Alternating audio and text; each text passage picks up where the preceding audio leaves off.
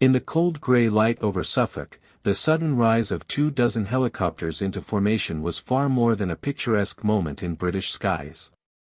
It marked the opening of Exercise Pinion Titan, a large-scale Anglo-French NATO combat readiness drill that quietly encapsulates how Europe intends to fight its next major war.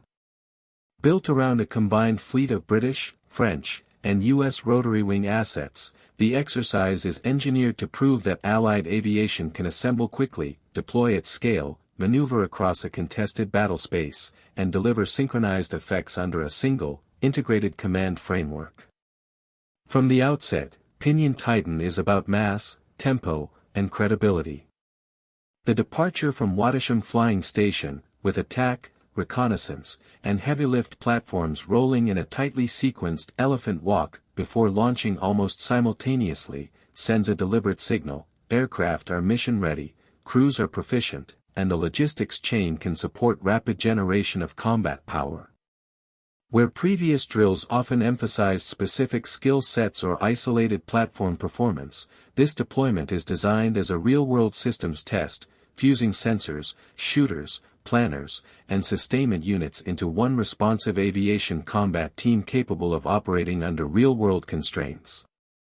Central to this effort is the British Army's 1st Aviation Brigade Combat Team, which has spent recent years evolving into a digitally enabled formation commanding a diverse rotary wing portfolio. In Pinion Titan, its headquarters directs AH-64E Apache attack helicopters for deep precision engagements, Wildcat platforms for intelligence, surveillance, and reconnaissance tasks, and Chinook helicopters for tactical lift and resupply. Alongside them, French Army aviation elements contribute Agile Gazelle helicopters in reconnaissance and light attack roles, operating in combined task groups that blur national lines in planning and execution.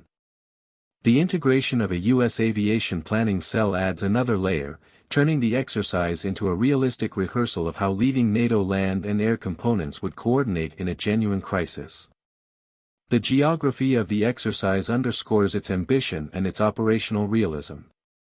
Rather than remaining tied to a single hub, forces disperse from Wattisham to austere sites and improvised forward operating locations stretching from the Scottish Highlands to the training areas of southern England. These movements simulate the demands of operating under persistent surveillance and long-range strike threats, where static infrastructure is vulnerable and survivability depends on dispersion, deception, and agility. Air crews are tasked to navigate extended corridors, support air assaults, conduct reconnaissance in complex terrain, and sustain demanding sortie rates while acting as though under electronic warfare pressure, drone observation, and integrated air defense scrutiny. Within this environment, each platform type assumes a clearly defined but interdependent role. Apache units practice deep strikes to fragment an opposing force's rear echelons, logistics nodes, and artillery groupings long before they can influence the frontline fight. Wildcat helicopters extend the force's situational awareness, hunting targets, and pushing real-time information into shared digital networks that compress the sensor-to-shooter timeline.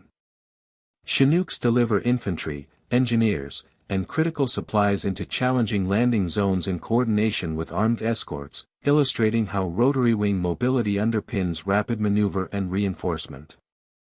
French Gazelle crews serve as nimble forward scouts and precision shooters, integrating seamlessly with British-controlled command networks and proving that shared tactics, techniques, and procedures are more than theoretical.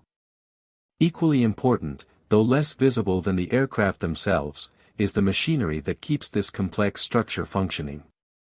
Aviation support battalions, logistics regiments, engineers, communications specialists, and force protection elements are tasked to demonstrate that they can sustain dispersed operations over time. They establish forward repair points close to simulated frontline conditions, recover notional damaged aircraft, move fuel and ammunition along exposed supply routes, and harden temporary sites against both conventional attacks and irregular threats.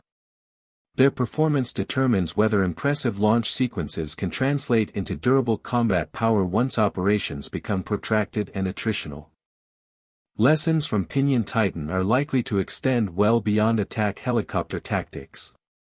The exercise offers a live laboratory for refining concepts such as agile combat employment, contested logistics, and the integration of manned and unmanned systems. Uncrewed aerial assets and tactical data links are blended into mission profiles to simulate persistent surveillance, target confirmation, and rapid retasking of strike elements. By experimenting with these tools in a complex multinational environment, commanders probe how to manage information saturation, preserve decision-making advantage, and ensure that widely dispersed units can still act on a coherent operational picture even when parts of their network are degraded or denied. The command and control architecture under examination is as critical as any aircraft type on the flight line. French detachments operating under British-led control, U.S. planners embedded within British aviation headquarters, and unified mission planning processes collectively stressed the ability to function as a single force rather than a loose coalition. The exercise focuses on harmonizing rules of engagement, targeting workflows, airspace management, and information sharing protocols so that in a real contingency, national contingents can integrate without delay or confusion.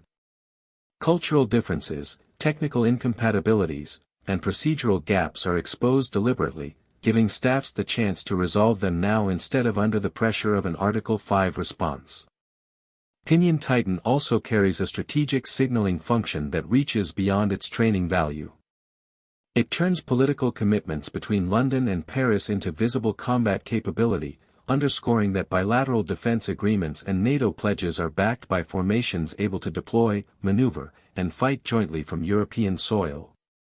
At a time defined by rapidly evolving missile threats, mass drones, cyber pressure, and gray zone activity, the image of a coordinated Anglo-French aviation armada operating alongside U.S. partners across the length of the UK is intended to reassure allies, deter opportunistic challenges, and complicate any adversary's targeting and planning calculus. As the exercise moves through its final phases, the real impact will be measured less by dramatic imagery than by the depth of the lessons captured, how quickly forces can be generated, how robust dispersed basing concepts truly are, how reliably communications and data sharing survive disruption, and how naturally British, French, US, and other NATO elements can function as a single, agile aviation strike system. Those findings will flow into modernization plans and alliance doctrine, shaping how rotary wing power, unmanned systems, and multi-domain effects are combined in any future European conflict. In this sense, Exercise Pinion Titan is more than a showcase. It is a quiet but pointed verification that Europe's frontline militaries are preparing not just to train together, but to fight, and win, together if required.